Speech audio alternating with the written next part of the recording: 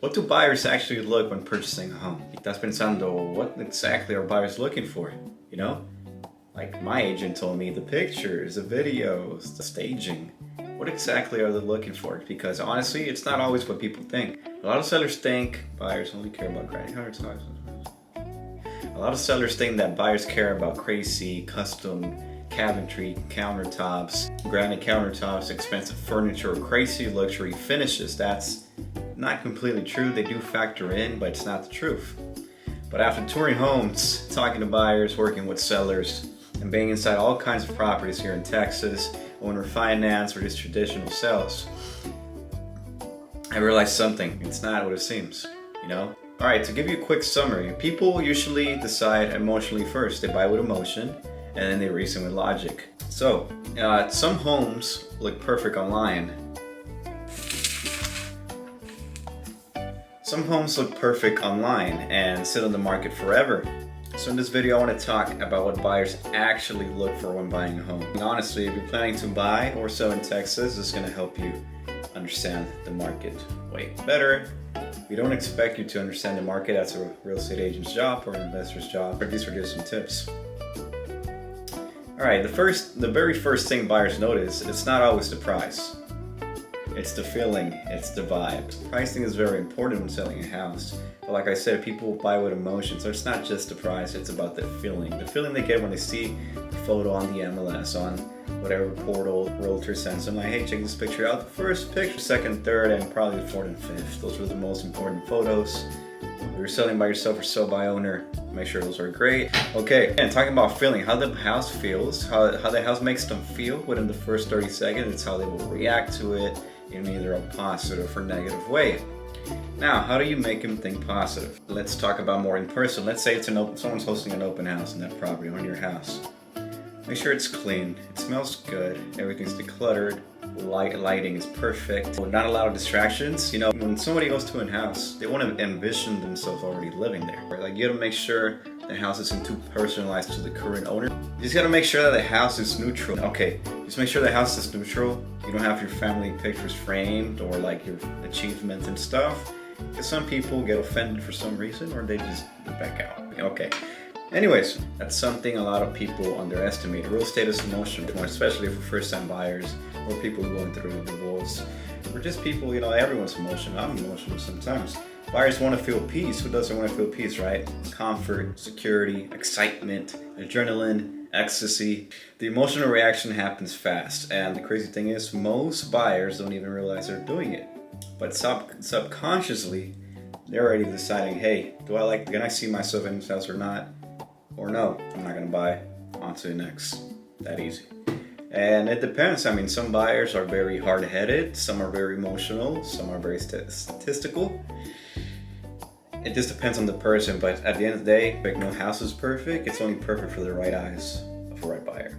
If they didn't like your house, then it wasn't meant to be for them, you know? Alright, so another truth nobody talks about. Now, the most, like I said, statistical, people that, you know, like numbers, they're probably a contractor by chance. Those experienced buyers or investors, they care more about big hidden problems than just the cosmetic stuff. It's like a cake. These type of buyers, they don't care about the icing, they don't care about the decorations on the cake, they care about what's actually inside the cake, if it's healthy, if it's sweet and nice. Tres leches, right? A lot of first-time sellers stress over the small things, like the old paint, the older cabinets, outdated fixtures, but honestly, those things are usually fixable, and at the price, yeah, honestly, old cabinets, everything's fixable. I'm a painter, we repaint. A little cutting, mowing your lawn doesn't really take a lot of money, but just for 1 or 3 days. And you're fine, and you increase the likelihood, and you're gonna increase the likelihood of selling your house. But something that's, you know, hard to fix, now that's something you should be concerned, because the buyers will be very concerned. You know, I had a deal that fell through because of the inspection report. Like, the foundation wasn't good, deal fell through, buyer backed out, end story, unfortunately. But another big issues would be the HVAC, bad plumbing, roof problems, foundation problems like I mentioned, or if the buyers see that the homes have been remodeled very cheaply. Because there's one thing, investors, they think just painting everything white and chasing some baseboards to the cheapest one from Home Depot are going to do the job. They might do the job in the eyes of the seller, but buyers experience when they feel it. Me personally, I know it's a house to fix and flip, that the flooring just feels off, it just feels cheap. The house feels like even lighter because everything is cheap material. Like, energy is real. Material energy is real too. Sometimes an ugly house with strong structure is actually better than a pretty flip hiding. So sometimes an ugly house from the 1980s, but it's well made, it's strong, it still has a good foundation after all the years. That's probably a better investment in my eyes than one that just got flipped, but in the cheapest way possible. No bueno. You gotta pay attention to these that are selling a house if you're making a. If you're a realtor, every detail matters. Now let's talk about kitchens. Yes, kitchens matter a lot. The best investments that you can do on a house are the kitchen, the bathroom, maybe the garage, and the front door. It's not just about the most expensive appliances, it's how they feel when they step into the kitchen. Everyone buys with emotion. Make sure whatever you do on a house, whatever money you spend, it's because it's gonna emotionally do a spark in the mind of a buyer and make them react a certain way in your favor, not against you. Okay, now here's another major truth. Location destroys everything. Also the usage of that property. Let's say if it's in a FEMA floodplain, if it floods constantly, nobody wants to live in a floodplain. And if somebody makes an offer, they're gonna lowball you because they know it's a huge risk. If you have a house near downtown, obviously the prices increases. Right here in Bastrop, and let's say Main Street, there are houses that are 400,000 that are really like 1,400 square feet, building 1980, 1970. Nothing too special, but they're in downtown and that's where they're priced high. If it was in downtown Austin, 1,200,000, 1,500,000. But location's everything. Location's everything. Ubicación es todo. The hardest truth. Most buyers are secretly looking for peace, and that's just the truth in life. People are just looking for peace. Imagine if you just bought one home in your life. You will make sure it brings you peace. It's not in a bad environment. The house is actually functional. You will enjoy living there, having your kids stay, the kids having kids stay. You want peace. Without peace, it'll be really hard to do that. Stress kills people. The less stress, the better. Sorry guys, I had a call from my mom. I love my mom. All right, so now let's do some quick myth busters because there's a lot of fake ideas online right now. I'm trying to stay authentic. Like, I'm not AI. I'll never do that. I don't like AI. I don't like AI when it comes to creation, but I do like it in the way of leverage and speed. I like that, but not replacing life. That's uncanny. Okay, every buyer wants gray modern houses. Truth. A lot of buyers are actually getting tired of homes that look identical. I'm one of them. I like unique properties. I don't like cookie cutters. I don't like copy and paste. But everyone's different. But I just like unique properties. Properties with style, properties that don't look identical. Since growing up, family in Mexico, family here, we all live in unique properties. The way that I think about it, if you had kids, you have a daughter, and they saw, let's say, sister, like, oh, that's my tia's Abril's house, the one with the pointy house, that red exterior paint, and like she'll know that, and they'll carry on. Like, and now every house is copy and paste. They won't know what's going on. Anyways, what I'm trying to say, a lot of buyers don't like the same properties. Make unique ones. Uniqueness matters. All right, myth: bigger houses are always better. 3,000 square feet, 4,000 square feet, 5,000 square feet. Honestly, man, no. If you have a family that's over like with 10 children, I understand that. But if it's just you and like 2 kids, 3 kids, a 4-bedroom, it's plenty. I mean, that's just me. I've seen some couples, no kids, live in a $5,000 square feet mansion.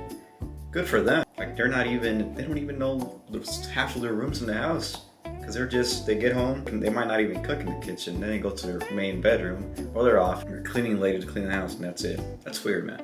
Especially with all the homeless out there. One of the reasons I want to make this real estate thing work, is to give homes to the homeless for free, without the IRS knowing, without the government knowing. Feeding them. Bigger houses is not always better. The truth is that layout matters more than size. I've seen smaller homes feel way better than these giant awkward homes with wasted space everywhere. It's like finding a partner. Another myth: luxury finishes automatically increase value. Luxury finishes that do stand out, but let's say you do it in every room, it just looks too much. With the honey, the first honey was too sweet, the other too sour, and the middle was perfect.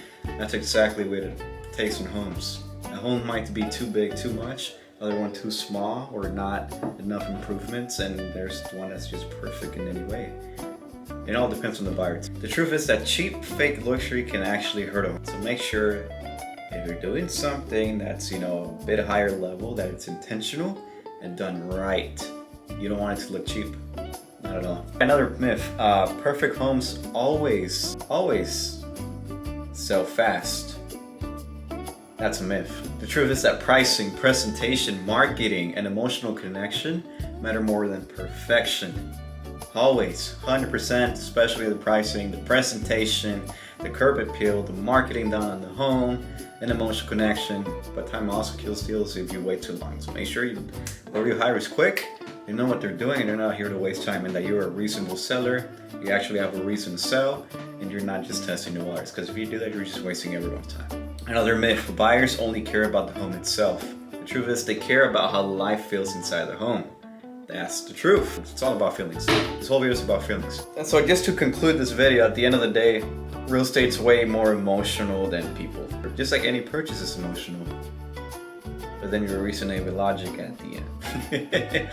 People think buying a home is just numbers and logic, but honestly, buyers remember how a home made them feel more than anything else. Feelings are temporary. You're not your feelings. You're never your feelings, and they always pass through you. That's a deep lesson I'm learning from a life coach, a teacher. But it also goes with houses, the topic of real estate. My mom, she loves her house. She bought it. And now she says that she wants something bigger. She wants something else. Her emotions change. They change like the weather. That's why realtors won't run out of business, because everybody's emotions turn differently from day to night, month to month, season to season. Okay, so if you're buying or selling here in Texas, sellers and investors who understand that emotion is everything are usually the ones who win in the market and selling and status and everything. It's all about emotions. So if you're buying, selling here in Texas, specifically Austin, Texas, Lakeway, Texas, Westlake, Texas, Bastrop, Texas, Smithville, Texas, Kyle, Texas, and Elgin, Texas, I said it right. Feel free to give me a call or go to my website, www.jccastrohomes.com/appointment. Set an appointment. We can hop on the Zoom, or you can even come to my office here in Bastrop. We'll figure something out. But here's my number, 512-643-5541. Thank you for watching. And if you enjoyed the video, make sure to subscribe, because you should. For more videos like this every Tuesday, because I'm going to be posting more real estate educational content, Texas real estate tips. If you want to make it in real estate, you want to get your license, I can also help you. And if you get your license and you don't make it, give me a call so I can help you buy a house. But yeah, take care, fellas. Gracias por el video. Call me.